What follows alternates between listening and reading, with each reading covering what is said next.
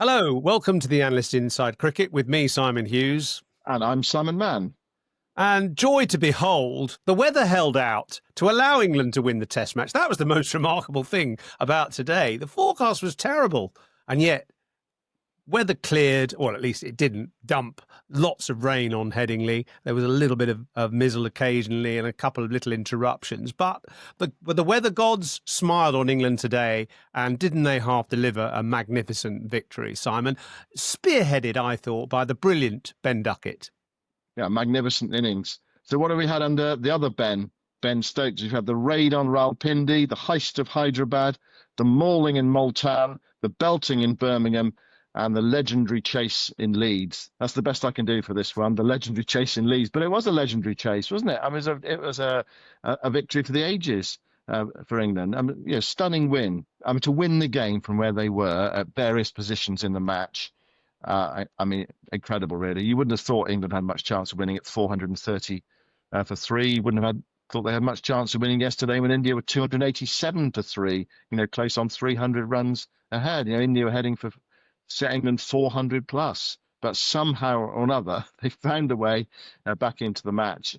And actually, their win today wasn't in doubt very much, was it? Really, it was a relatively straightforward chase. I thought there was a bit of a wobble when Ben Stokes was out, and we'll talk about that a little bit later. But for the most part, they just felt in control. And Ben Duckett, well, he's just becoming a top class player, isn't he? And a brilliant innings today, absolutely stunning, aided by Zach Crawley. And well, England are making a habit of it. They just seem so much better chasing down the runs. Just think back to the reaction after the first day, Yoss. People were saying, this is why England get stuffed 5-0 in the Ashes. They've got no bowling. This is appalling. Why did they put them in? Well, this is why they put them in. And look, they've got some flaws in their side, but there's an awful lot to admire about this England team as well. The data won the day. England applying that to their decision at the toss, knowing that over the last 10 years, more runs have been scored at Headingley per batsman at the day 5 than in day 1, 2, 3 or 4. So clearly that was influencing their decision. Otherwise, why the hell would you put a team in on the first day on a lovely pitch in 30 degrees?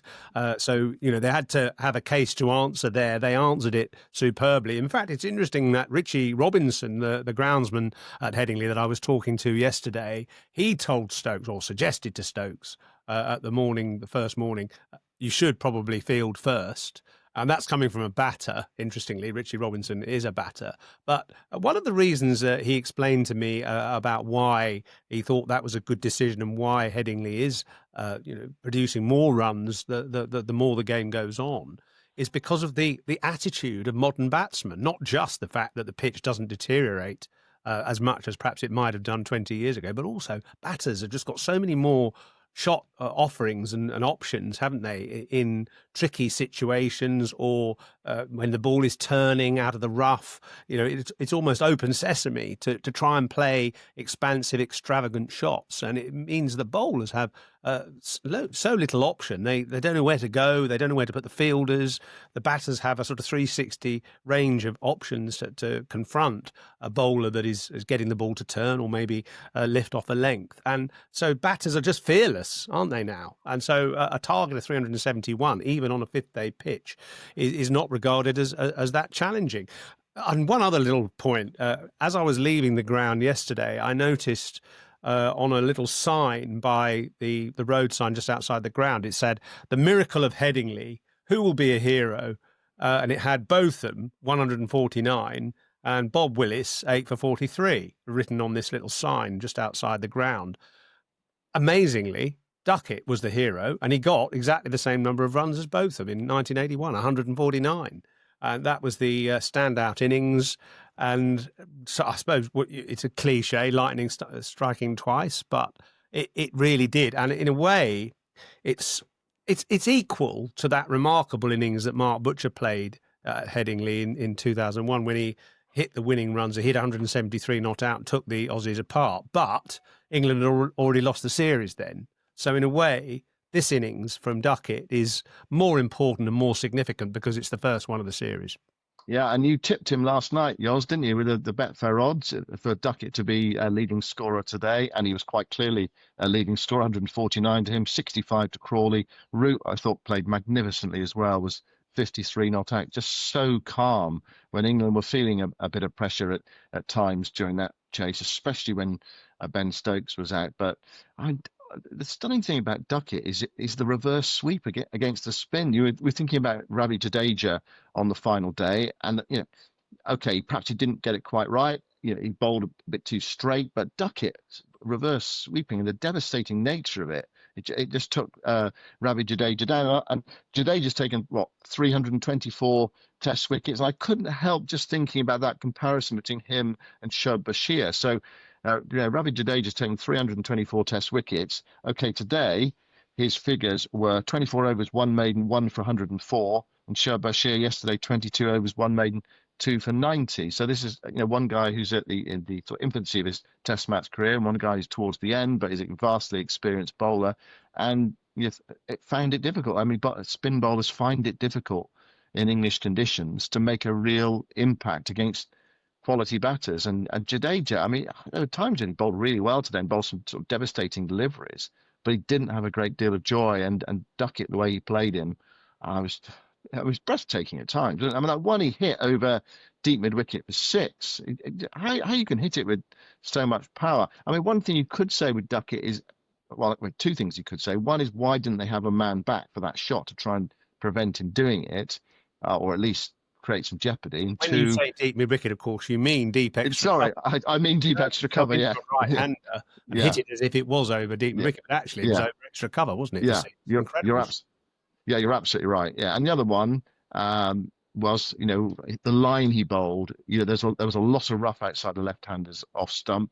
He didn't go to that line, bowling into the rough, until probably it was a bit too late, and Duckett had controlled the match and got England into that strong winning position. So yeah, I mean, there's so much for India to think about after this Test match, and I wonder whether they got the answers to the problems. I'm not sure they have. I think it was a pretty devastating defeat this for India. They were in a great position in the match, not just once, twice, possibly two or three times, more than twice really, and they let it slip. They let catches go down, and they squandered excellent batting positions. I mean, to score 500s in the match and lose is incredible. It's first time, I think, in history, in Test history. Yeah, one team scoring 500s has lost the game. Yeah, first time it's ever happened. I mean, you can, so they'll be kind of like sitting in their dressing room tonight, or going back to the hotel rooms, or just thinking about it tomorrow, thinking, how on earth did that game get away from us? Really, cricketing logic, Test match logic says we should have been able to apply a lot more pressure on England. I think the first innings was the key for me when they made 430 for 3. You've really got to sense the danger. And I don't think they did that in their batting effort. I think it got a bit casual. You've got to really nail it down. You've got to say 550, 600.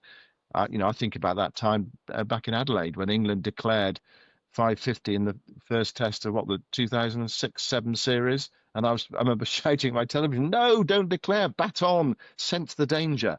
And I think sometimes England haven't always sensed the danger. Sometimes they just got a bit carried away. And I don't think India sensed the potential danger. You've really got to lock it down against this England side. And I thought it was your minimum 550. They just got a bit casual. Gill, Shardul, Thacker, those wickets all tossed away a bit. And so it just allowed England back into the match. But, you still get 471. It's still a pretty good effort from England. Well, a very good effort from England to come back and get level and then chase down what they did today. Extraordinary effort. How would you feel if you're Rishabh Pant, who scored 200s in the match and was on the losing side? Well, one person knows what that's like, Andrew Strauss. Yeah. Of course, that happened to him in India. I think it was in Chennai. It was. He got 200s in the match. I think it was Graham Swan's first Test as well. And Strauss 200s in the match. And then Virender Sehwag helped India chase down a big score of about 350. He more than that. And Tendulkar, of course, finished with 100 not out as well. And it was a magnificent game. Strauss on the losing side with 200s. We've been following the Betfair odds during this match. We're kindly supported by Betfair in this podcast series. Just give us a sense of how enormous this achievement was by England with the odds at the beginning of the fifth day? Well, England were 31%, as it turned out.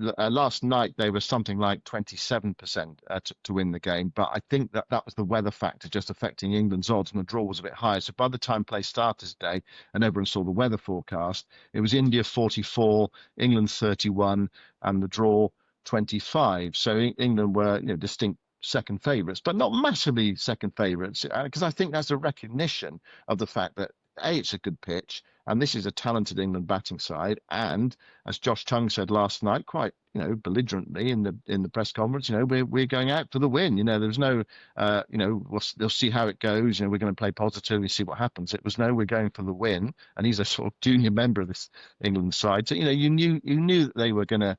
Of course, they were going to have a go, and actually, the equation was kind of in their ballpark, wasn't it? Because it was around about 4 and over, and if they didn't get bowled out, you knew they were going to win the game, because they were capable of scoring that sort of runs per over amount in the required time. It was just a question of whether the weather was going to intervene.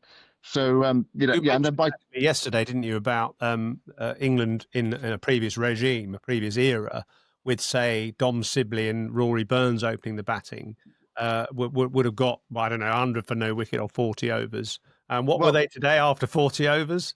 Well, they were 180 for no wicket. Well, that was the game that we talked about it last night, in that game at the Oval, where England were set 368 to win. After 40.4 overs, it was Burns and Hamid who opened the batting. 40.4 overs, they were 100 for no wicket. And we said last night, didn't we, that would be happening of this England team. And actually, there was a point where there was one more ball bowled, and then they came off for rain, and it kind of broke the concentration, and England lost a wicket afterwards. But after 40.4 overs, they were 180 for no wicket, compared to 100 for no wicket against India at the Oval in 2021 with a similar sort of chase. So, look, we know the way England play, and it frustrates a few and delights many. And this is one of those days that will delight England's many supporters, and perhaps just give them a bit of hope for the winter, and just make the Australians think, hold on a minute. And they saw a bit of it in England last time. Manchester, the Oval, Birmingham in the first innings. And so there might be something for England supporters, and many of thousands of them were going to the Ashes, I understand, or loads of people got tickets already, apparently. So just something to lifting, because I think after that first day, there were a lot of people, I alluded to at the start of the podcast, saying, and 5-0 the Ashes again. Where's the bowling? It's going to get smacked all over every ground in Australia. And look, it may still happen. I had a look at the Betfair odds the other day for the series, and Australia was something like to win the series, in the 60s, something like 64% to win the series, and I was still having them as favourites. But this is a different England side, and there's a bit of unpredictability about it, and that's good for the Ashes, isn't it? There's going to be, when it comes around, there's going to there'll be a lot of chat about how England play, but they do, they have walked the walk. Not just talk the talk. I mean, there's been a bit of talking in the past, but they have been walking the walk. And I've all those wins that I was talked about at the start of the program. The mauling in Multan when they scored 800, an incredible win in Birmingham, and Bairstow and Root made hundreds. A remarkable win in Rawalpindi, the heist of Hyderabad, which India helped them out with, and they dropped Pope a couple of times, but they still won it. And the legendary chase in Leeds today. It was just another significant win for Ben Stokes' team. Yeah, they loitered to victory in Leeds in the end, didn't they? With lots of time to spare and 5 wickets to spare as well. I suppose one or two people might have done nicely out of the recommendation that Ben Duckett was my tip, 7-2, to be the leading run scorer today. Actually, all right, you have hunches about things. That was based on a little bit of observation, actually. I just think he's become a tighter player. He's always had that range of shots and that kind of fearless approach and a slightly outrageous approach to batting. But I thought in the last sort of couple of test matches, well, especially this one, especially the first innings, actually, I thought he applied himself. I thought he was playing very straight, and he left a few balls occasionally. And I just thought he looked more certain of his game than he sometimes does against seamers, where he can be a bit sort of flirty and flash at balls outside off stump. But I thought here he really played the pitches and the pitch and the bowlers very carefully and almost kind of clinically. Just dabbing it on the offside for singles, not trying anything too outrageous, pulling the ball and keeping it down mostly, and just generally his range of shots, his certainty of stroke was absolutely fantastic. A bit like Pant, he is an unorthodox player. At times looks a bit ungainly, but he trusts his defence, and his timing of the ball on both sides of the wicket is amazing, isn't it? His speed of getting the one. He hits an off drive off the back foot, sort of almost with both feet inside the crease, and the ball, outside off. He sort of flays at it, but again, a bit like Pant, has amazing hand-eye coordination to drill those, sort of smear those shots through the offside, but also blended that with just deft little touches of pushes on the offside and little nurdles on the leg side, and of course the fantastic reverse sweeps, range of reverse sweeps as well against Jadeja, which gave him kind of nowhere to go really. So I thought that I'd just seen something about his game in the last even the last week, in that first innings 60 odd he made. I just thought maybe he was the man to back today. And Crawley too has adjusted his game. So England are showing that they're learning from little mistakes. That ball in the first innings from Bumrah was unplayable, but I think if he'd got that ball in the second innings, Crawley, he might have been able to edge it to fourth slip rather than first slip perhaps. But I thought he would he was lining up the ball a little bit better when they were trying to move it away. So both those opening batters, which England have had lots of faith in, especially Crawley, really delivered superbly well in the second innings with that fantastic stand of 180 and just sort of soothed everybody's nerves, got the scoreboard going as well. It wasn't a sticky kind of performance, was it? It was very fluent and rotating the strike and put the Indian bowlers on the back foot and just generally set up the run chase and made it a lot easier for everybody coming in afterwards. Yeah. Jacob Bethel, who? Yeah, I mean, exactly. Well, I mean, what? yeah, I mean, you never know. There might be an injury or something in due course. It's great to have somebody like that in the wings. He'll play. He'll play in this series somewhere. I'm convinced. And so will Jofra Archer, by the way. I mean, I watched a bit of his bowling today against Durham. He looks pretty good. He's mainly angling the ball into the right-handers. He hasn't got that ball to stand up and move away yet. But he looked good. He bowled a lot of short balls at some of the Durham batters and didn't go for many runs. Didn't take too many wickets. Only took one wicket. But he looked fluent and he was coming in nicely. And so obviously a good sign that he came through so far that game. Look on the Bethel thing. 8 into 7 doesn't go at the moment, but you're right. There could easily be an injury. That's his way in at the moment, isn't it? You'd say that England top 7 looks pretty settled. I was really impressed by Jamie Smith's maturity in the second innings after I thought was a pretty ordinary shot in the first innings in the match situation, which we discussed the other day. But he came in under pressure, 71 to win. England lost another wicket there. They were under a bit of pressure in that game, but he played so well. 44 not out. Okay, he had some fun right at the end, smashing Jadeja for a couple of sixes and a 4 to win the match. But he had to get his head down and play carefully and support Joe Root, who just glued it all together.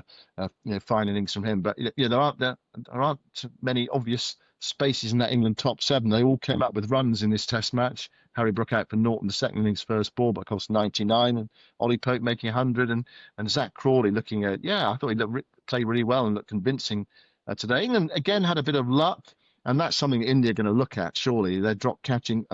Duckett was dropped at deep backward square leg by Jaiswal again on 97, running forward and diving to try to take the catch. So that cost them 50 odd runs and chance to put some pressure on England. And Crawley was dropped actually a really difficult chance to Bumrah's left low down when Crawley made 42. I think the score was 112 for no wicket at the time. So a couple of drops from India, one almost impossible, one it sticks. The other one from Jaiswal, crucial again. And they'll look back at their catching in the first innings as well, which allowed England to get up to close to parity. So they've got to improve on that. They've got to improve on their lower order batting, or middle lower order batting. Absolutely, definitely. And perhaps just their consistency with the ball as well, because England do give you a chance, get it in the right place. But it feels like a damaging defeat for India right at the start of the series. And I can see now why I thought India might draw the series 2-2. I think was my prediction. I can't see that now. I think they're going to struggle to hold on to England in this type of form, and they need something dramatic to propel them forward in the series. And of course, the other issue for them is Jasprit Bumrah. What is going to happen there? How many Test matches is he going to play? I thought it was quite interesting. He didn't bowl with a new ball with 22 needed, 5 wickets left, 22 needed. They went with Siraj, and then Jadeja, you might say, well, it was a lost cause by then. Bowled 16 overs today, 44, 45 overs in the match. Not played in the first class game since early January. Clearly they're kind of like easing him back in. Magnificent in the first innings, but he can't do it all on his own, can he? And he's going to need that support from the other, well, whoever they come up with, bowling wise, for the second, third, rest of the series. Yeah, so you mentioned the likelihood of England now potentially winning the series. That's 77% on Betfair now to win the series after that resounding defeat to India today. I say resounding. I mean, they were in the game. They were winning the game for probably 3.5 days. So extraordinary in a way that the turnaround. I give great credit to the groundsman that I mentioned before, Richie Robinson. Still, I think that's the best pitch in the world. It creates great cricket, and in fact, it was ever thus, because I was looking up one of the longest, highest run chases in Test history, which of course was 1948, England against Australia at Headingley, the Bradman Invincibles team. And the scores in that game, at the very same Headingley, England 496, so similar to India in the first innings here. Australia matched that with 458, so a deficit of about 40 runs on first innings. England then 365 for 8 declared. That awful word declaration, which you hate. 365 for 8 declared, setting Australia 404 to win in less than a day, actually. And they got there for 3 in 114 overs. Those are the days, of course, when they bowled about 23 overs an hour. 114 overs, 404 for 3. Bradman, 170. Arthur Morris, 180. Amazing run chase. It was, for many years, the highest run chase in Test history, but it just shows that you can do it at Headingley, even 60-odd years ago. And you mentioned Harry Brooks' 99. A quick 99 gate update, because we talked about the price of A99 at Headingley, which I revealed yesterday was £6, and you were quite shocked by that. And I said, well, that's extraordinary, considering a 99 presumably was at one time 99p. Various people have responded to that. Not least, I asked ChatGPT about it, and ChatGPT says one popular theory says the name is linked to Italian ice cream makers in the UK. The story goes, in the early 20th century, Italy had a group of 99 elite soldiers who were considered the best. Italian immigrant ice cream vendors in Britain used the number 99 to signify something special in the quality, possibly in honour of those elite troops. Okay. Right. Sounds a very convoluted way of calling an ice cream a 99, but anyway, there we are. That's one explanation. Clearly, it was invented before it cost 99p, because it used to be something like 8 shillings, which is a lot less than 99p. Well, you always learn something on this podcast, Yoz. No, we've said it in the past. I said to my wife, actually, because it was one of those sort of things that sort of resonated with me. I said, how much do you think a 99 would cost? She said, what, if you went to an ice cream van? I said, well, okay. And she said, £2.50. So I went £3.50. She went £2.50, and it's £6. So you paid £6. Oh, you might have been ad, Yoz. They saw you coming. Here's a bloke from London. He's used to London prices. We'll charge him £6. Well, I did think that, but then a lady behind me in the queue, she came up, and I thought, well, I wonder. I'll see. She was a Yorkshire lady, and I thought, I wonder what they charge her. And she asked for a little cone, with just ice cream without the chocolate flake in it, and he charged her £6 as well. I think it's just £6 for anything you want in that particular ice cream van.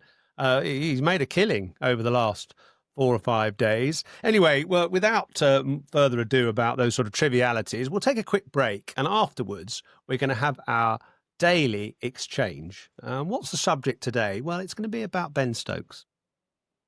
Okay. So a feature of our regular daily podcast is a little debate. We're calling it the Betfair Exchange, where we just discuss an issue which we don't necessarily agree on. I'm going to pick on something today which maybe sounds a little bit churlish, but it's Ben Stokes and his obsession with reverse sweeping Jadeja, which I thought just got him into too much trouble today. He got away a couple early on, and of course there's great memories of the way he reverse swept Nathan Lyon at Headingley in 2019 in that incredible run chase and hit him for 6 over deep cover and all that. And I know he can play the shot brilliantly, but once Jadeja went over the wicket quite wide of the crease and landed it in the rough, the ball was bouncing up in all sorts of funny directions, and yet Stokes was just compulsively reverse sweeping every ball. He got 1 or 2 away, but then they started moving fielders into positions where, top edges might land, and, there's hardly any fielders anywhere else. There was about 4 fielders behind square on the offside, and he still kept playing it, and he gloved one into his chest and it landed safe. He missed a couple and they hit pant in the chest, and, he may have got a couple of singles, but that seemed to be the only shot he had at his disposal, and eventually he got a top edge and he was caught. And he played well and he played responsibly for the most part, but he seemed almost obsessed by the reverse sweep, and I couldn't understand why. Well, my question to you is this. Jadeja's bowling left arm over into the rough outside the left-handers off stump. There's lots of rough. It's the 5th day. What are his scoring options? What is he supposed to do? Because it's bouncing and spitting. If you stand there, eventually you can become a sitting duck, don't you? So you have to try to be proactive in the way that Ben Duckett was proactive against Jadeja. And if you trust your reverse sweep, and you mentioned the times in the past where he's come up with it and used it successfully. So what do you do? Otherwise, you feel eventually, you must feel as a batter that there's going to be a ball with your name on it. And, I've seen him bat in India a lot of times, and in Pakistan a bit as well, when the ball's turning, and if he just defends, then he does get into trouble. So he probably felt, and he was out to a slightly indeterminate shot in the first innings as well, he probably felt, look, I need to be positive. I know it's difficult, and it is difficult. I think that's the point. It's damn difficult playing a left arm spinner of Jadeja's pace and quality with that rough outside your off stump. Where do you score? You do need some luck. There are a couple of options. Obviously, I have the highest respect for Stokes, and I don't really want to criticise him as a batter. But firstly, you can kick it away for a while. I know that means you don't score, but eventually the bowler gets fed up and starts bowling a few straighter. If you keep kicking it away when the ball's pitching miles outside off stump, you're never going to get given LBW. The ball might ricochet off your body and so on, but that's fine. Let's keep your gloves out of the way. It'll force him to bowl straighter, and then you can start knocking him away on the leg side. Or you could try a conventional sweep as well with your pad outside the line of off stump. Yeah, again, that's a risky shot, but Stokes in the past has always tended to play back to spinners. And sometimes that's got him into trouble, but generally he reads the length well and just works a left-arm spinner away on the leg side off the back foot. And he never attempted to do that, not even once. So, I just thought he seemed a bit sort of like one-dimensional there, and he didn't have any other options. And he's a better player than that. He could have mucked around with Jadeja's field settings and just worked him a couple of times through the leg side, and then that would have forced a fielder back over on the leg side. Then he could have gone back to reverse sweeping. So I just thought he was asking for trouble there, really, and it was a bit of a waste of a wicket. He played well, but he didn't need to get out like that. Yeah, I mean, it looked a poor shot. I agree, but I come back to that. You can. I kind of understood what he was trying to do in a difficult situation. Stop being so reasonable. Okay, I thought that was my job in the Betfair heated exchange. And there we go. Look, just a few things on India. We're chatting at the end of this game. Jasprit Bumrah's availability in the series. Shubman Gill has said it's more game by game.